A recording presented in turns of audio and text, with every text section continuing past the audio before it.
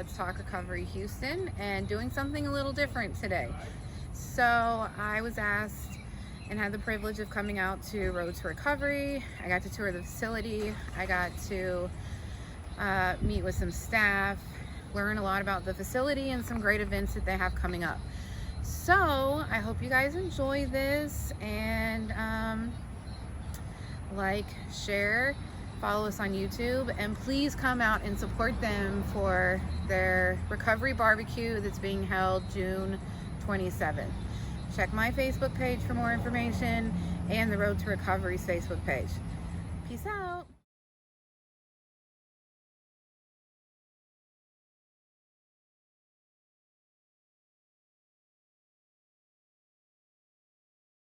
On the other side of that field, and that field, at one time we had talked about building a woman's facility back there. And just, we're still working on, I mean, you know, the owners have plenty of properties, you know, but I could just be here. Yeah.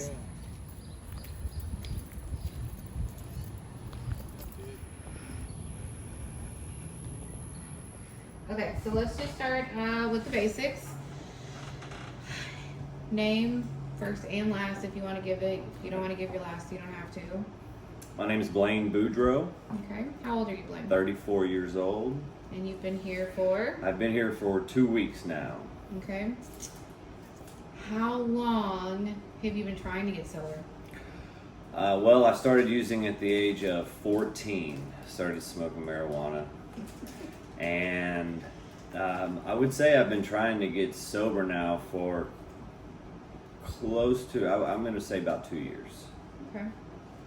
How, have you always known about this place? Or No. have you tried other treatment centers? I was actually in a treatment center about 4 weeks ago, and did 5 days in there and decided, well, either this place wasn't for me or I'm not done using. And I guess a mixture of the both. And I left there, and about 2 days after that I started making phone calls and called this place, and this was the first place that I called actually, and they said they were still accepting people because of the coronavirus. A lot of places weren't accepting people at the time.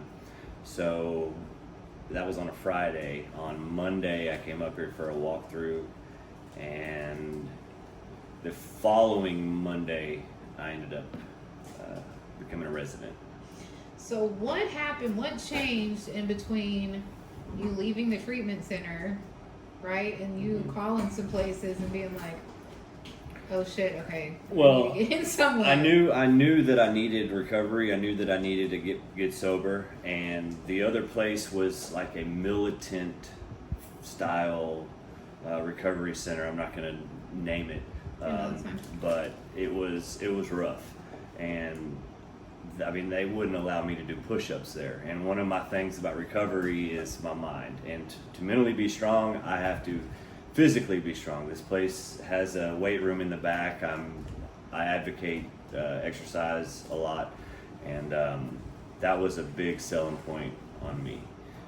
That and the fact that they give you a little room here to live your life, you know, without pounding AA into your head, you know.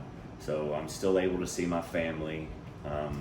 They're allowed to come see me on the weekends. Eventually I'll have what's called a weekend pass, and I'll be able to go, you know, home for the weekend, which I have to put in for the pass. But that's a big part of it too. I still want to be able to see my family and be able to visit with them overnight. So that was when I found out this place was a little more, I don't want to say relaxed, but they weren't so militant like the other place was. Okay. So, did you have, okay, so when you left, were you in an inpatient before you were in the other? Yes, ma'am. Okay, so you went to actual treatment Yes, and then transitioned into I was only there for the 5 military. days. Yeah, I was there for 5 days, and that place was, you do a 30-day program, and then after your 30-day program, you do a 3-month program. And I mean, you couldn't have your cell phone, and once you're out of 30 days, you get your cell phone. They take everything from you. You get 5 pairs of shorts or pants, 5 shirts, 5 of your undergarments, 1 pair of tennis shoes. Everything else is stripped of you. You get nothing else. So they take everything from you. And once you pass the 30 days, you're allowed to have more stuff. Well, it was a little difficult for me walking around with other people, so there was maybe 12 people in the 30-day program. Everybody else was in the 3/4, which is after 30 days. And they're all walking around with their cell phones, doing this. And it was kind of hard for me to be there without mine and watching all these other people, be able to leave when they want, to find a job or do this or that and have their cell phones. And I didn't like that, so. Okay. So let's back up to the beginning. Okay. When did you first start using? 14. Were you from use? Okay, Yes, so ma'am. started using at 14. Yes, from Pearland. Okay. You just start using because everyone else was using? I was or- introduced to marijuana from a guy.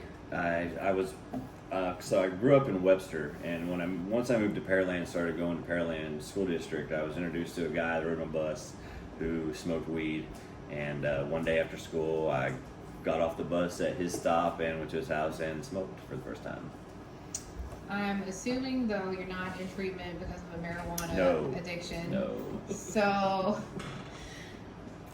what things transpired from 14 to Okay. 34? So, well, I don't know if this is an excuse. At the age of 4, I was hit by a truck and put in a coma for 3 days and had brain damage. And my sister worked at UTMB, so they hooked me up to an EEG, did a brain scan on me, and found out that I had brain damage. So they started giving me Ritalin. So from the age, I guess, I don't know how old you are in the 3rd grade, probably 8 or 9.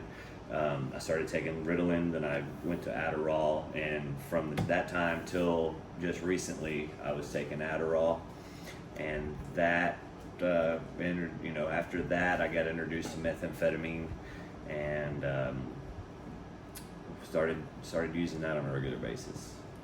So, do you have a wife, kids? I have a 6-year-old daughter, and I'm not with the mother of my child, but we do talk, and I'm hoping to rekindle that relationship. Okay. Would I be accurate in saying, did drugs play a big part 100% in accurate. the breaking up Yes. of Yes. the family? Yes. Yeah. Yes. So is she a normie? Meaning, does she use? Does she use? Is No, she an addict? she's a wino. Okay. Yeah, I could see where that might not mix, right? She's down here, you're way up here. So you're here. How long have you had any legal issues? Yes. Has that been a motivator Yes, too? I'm out on bond right now. Okay. Yes. Not too bad. I got a whole phone book full. Yes. So so I'm in what's called the reintegration court 916, which is the drug court, and they offered me time in the penitentiary or 6 months in jail rehab. And then coronavirus came around, they reinstated my bond and let me go. Well, I put 2 and 2 together. It's like, okay, I'm gonna end up going back to court, and eventually they're gonna put me in a rehabilitation center. So I decided, of course I want to get clean, but I think it's better off that I put myself in a rehabilitation center and I don't have that monkey on my, over my back. I'm able to do it on my own instead of being forced into it. Because if I'm forced into it, it's my mind wouldn't be in the right spot. I'm here because I have to be. If I was in a rehabilitation center, court ordered. If I was stipulated. So I figured it'd be much better if I put myself in here and do it my own way. Yeah, and I think this place would be a lot better than like Safe P if that's where they're sending people. I'm allowed to smoke cigarettes in here. I can eat real food. If I, need to go get a gallon of milk, they allow me to do that. So it's much better than being behind razor wire. Yeah, I would agree with that. So what's the average day look like here? Do you guys have to wake up at a certain time? Yes, I can run through the average day. Well, each day we have a list of what's going on for each day. each day is a little different. Well, I mean, every day you get up at 7 o'clock. They wake you up at 7 o'clock. You can have breakfast from 7 to 7:30, either cereal or sometimes they will make hash browns, bagels, oatmeal. So we do get some hot breakfasts every now and then. Then we'll have an 8 o'clock meeting in the morning. They basically will read a portion, out of the AA book, and then we go around and give our thoughts on that, how it may apply to our lives, or how we interpret that. Then for the rest of the day, we'll either mow the yard. They'll give us, small stuff here and there to do just to keep us busy. And I like to exercise, so every day I try to, put an hour or so to the side to exercise. They have weights in the back, and help each other out in recovery. I have a sponsor who gives me assignments to do out of the AA book.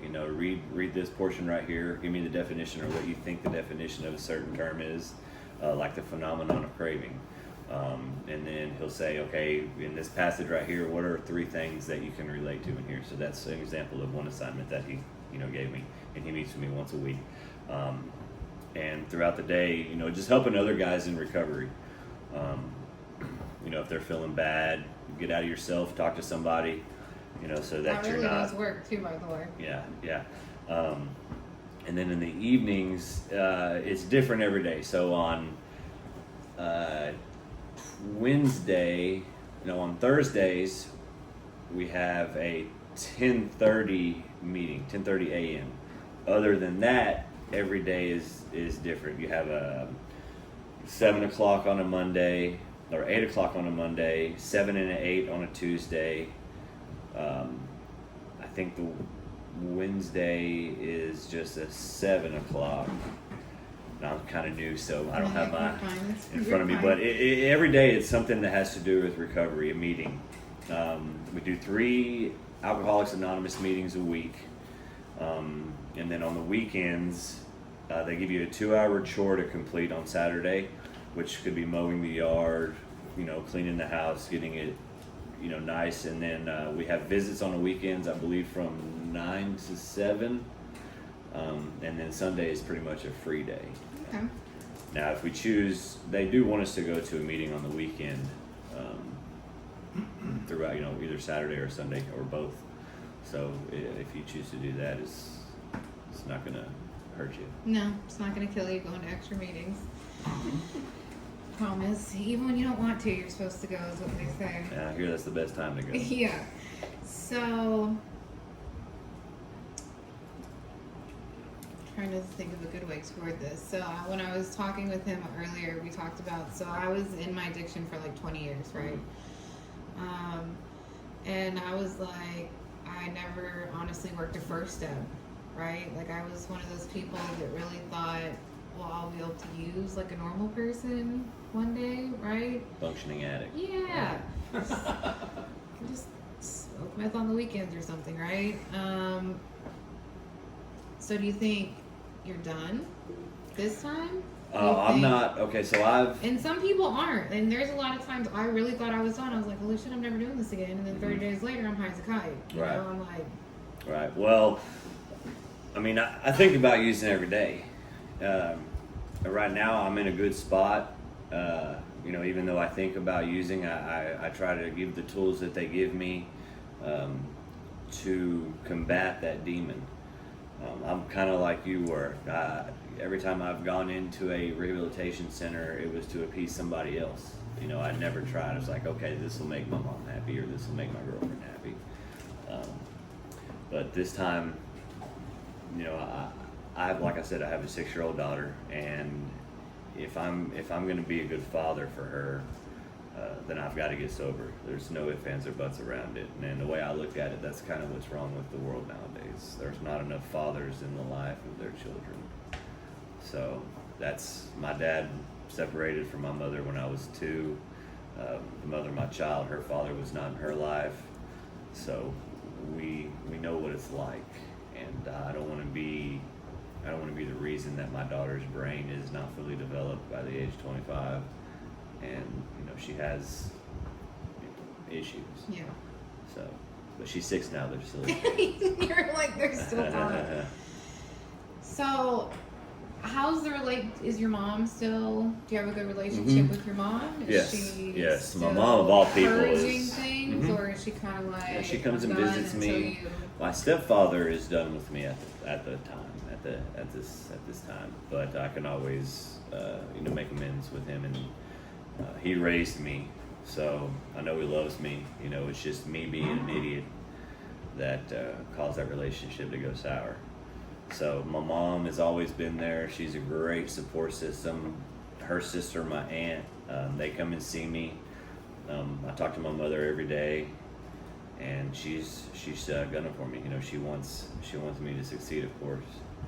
So she's a great woman, and that support system is really the backbone of when I get out and struggle.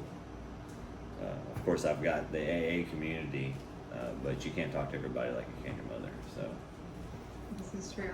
So do you plan on sticking around for a while, or just till Yes, I mean I've committed myself. drug court kind of leaves you alone? No, I've committed myself to 90 days, and I mean my sponsor was the same way. Put himself in here, said he's going to do 90 days, and he ended up staying a year. So you never know.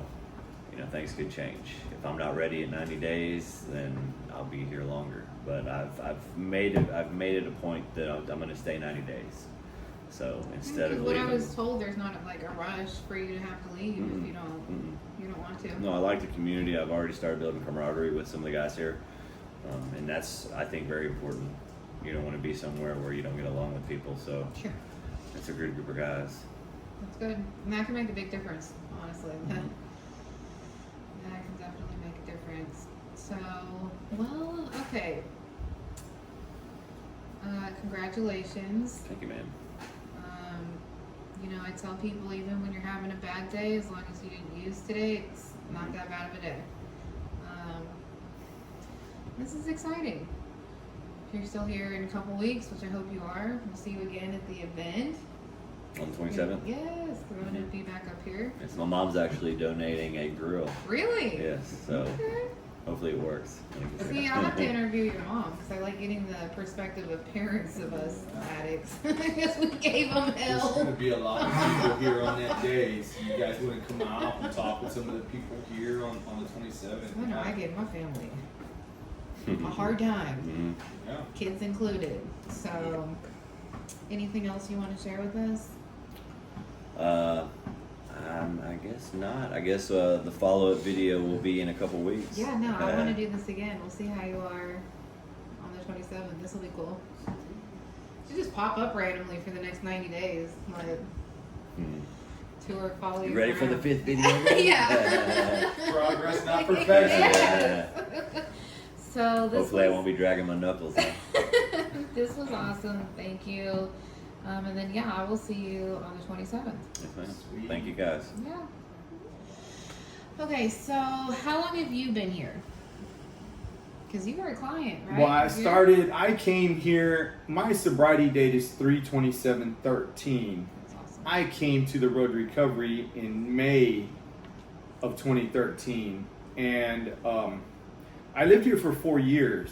I went from client to senior manager to executive director in that time. And I took a break. I had to walk away for a little while, went and got my family back together, started working that program at home, and am currently back at Road Recovery as the program director here, overseeing operations here, putting programming back in play here after COVID-19 hit us, and just overseeing the place and making sure everybody's getting what they came here for, which is 12-step recovery. Yes. Yeah, that's what we're all about. We're in the business of saving lives here at Road to Recovery. That's what we do. Okay. So, what's the process like to get in here? Like, if someone's struggling or they need help, they have a family member, they just call you guys. Well, Is there an interview process, insurance? We don't currently take insurance, Okay. but we do bring people in. Their family can call up here. They would have to be detoxed. We are not a detox facility, so they would, if they need detox, they have to be medically detoxed before coming to Road to Recovery. Now, we do have a lot of working relationships with other treatment centers, so a lot of people that go through treatment You know, it's recommended that they go to sober living. So here we are. You know, I come out and I present road recovery to different treatment centers, and then we get people that come from there. And I mean, just to be safe, I run out and pick those guys up and bring them to road recovery and do the intake here. And instead of them going on their own, and you know, we make left turns. Yes. You know, so we keep our clients safe and make sure that they make it here safe, and then we begin treatment as soon as they get here. Okay. What's the average stay usually, normally? Well, we do encourage all of our clients to come here for the 90-day program. It's a 90-day treatment program here, but we do have extended living. We phase down from halfway house to 3/4 living to 7/8 living. And 7/8 living is independent living. We've now become independent and responsible. Okay, so now we have a job. We're able to pay our rent. We pay our bills, and we live on our own. But we're still in a safe environment. This is a sober community. We have 10 houses at Road to Recovery, and everybody here is in recovery, working a program, working with each other, helping each other out. You know, coming and showing up. You know, we have a program here that starts with process group with the LCDC counselor. We have relapse prevention. We have big book study. We have health education. We have our own AA group. It's called the Make an Account group. Okay, and then we have process group again with the LCDC counselor. So that's 2 process groups in 1 week. These guys are getting everything they need to get. And then it's also mandatory for our clients to go to outside meetings, AA and ACA, whichever A is going to be helpful to them. That's awesome. Okay, so you just pretty much answered. I was going to ask you all the different programs, but you guys have pretty much have it covered. We try to cover all of our bases and make sure that our guys are getting what they come here for. Okay, you know, whatever it is, man, like I said, whatever you're recovering from. If you're recovering from chocolate, we're going to treat you for the chocolate.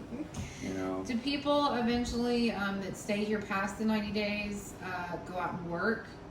Well, like an outside job and stay here, or is this strictly your own little bubble where you try to keep everyone kind of here? Once we complete the 90-day program, we step down, we phase down into 3/4 living. We make sure all of our guys are making progress. So we monitor everyone's progress. If they're not making progress, we'll staff on them and see what we can do to help them to push forward. So it's mandatory for our guys to go out, look for work. We have a philosophy here at Road to Recovery is get a job until the job comes along. Because you know we want the job. We want instant gratification right away. I want to make $150,000 this year, you know. But it might not work out that way coming straight out of treatment, you know. So hey, if I have to go mow lawns or flip burgers or wash cars or do whatever I need to do to start my work history now, then that's what I need to do, and just upgrade from there, whatever it takes to go from washing cars to be someone's CEO. You know, whatever it takes, but we have to keep recovery first. With recovery first, anything is possible after that. That's good. I like that. So you also said that you run the alumni. So I am the president of the Alumni Association. That's been a long time running. Maybe I should pass the torch. But man, the Road Recovery Alumni Association has been around for a while, and we do put together a lot of events. So we do fall retreat, spring retreat, summer retreat. We do barbecues. We do beach day. We go out and we have one traditional retreat that we have. It's a Twin Lakes retreat, and that's been going on since the beginning of Road Recovery Days. And we continue to do that. We have a retreat coming up between August and September. Hopefully you guys can make it. Yes, dude, I want to. I'm yeah, going. absolutely. Be much more pregnant, but we're going. Is that how a lot of the guys find sponsors? You know, your alumni in the Thursday night meeting? We do have alumni to come back, and they come here to give back to the guys, and they do get sponsors out of the Alumni Association. We also encourage our guys to go outside and find a home group. Go find a home group. Find yourself a sponsor in that group. Go be of service to that group, man. Go and make coffee, clean up, you know, move chairs around, pick up cigarette butts, whatever you need to do to stay busy, but help that group out. Are there a lot of meetings, outside meetings in this area? There are a lot of outside meetings in this part of Houston. Yes, yes. So then no one has an excuse to Oh no. If you need a ride, we'll give you a ride. Yeah, Okay. we'll get you to a meeting. Yep, no Absolutely. excuses. Okay, that's good. So how much time do you have? I have all day. All day. But like I said, my sobriety date is 3/27/13, so I just celebrated 7 years in March, and thank God for that day. Oh Yeah. my God, my family is so happy about that. That's awesome. So anything else you want to share with us about this place? I just Because want, I'm sold. you know, I just want to let the recovery community know like that Road to Recovery is here, and we are in the business of saving lives. This is what we do, you know, all across the board.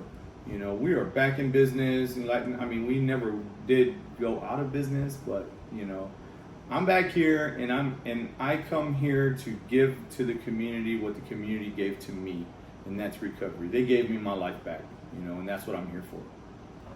That's great. Well, this was, I've really liked hanging out here today.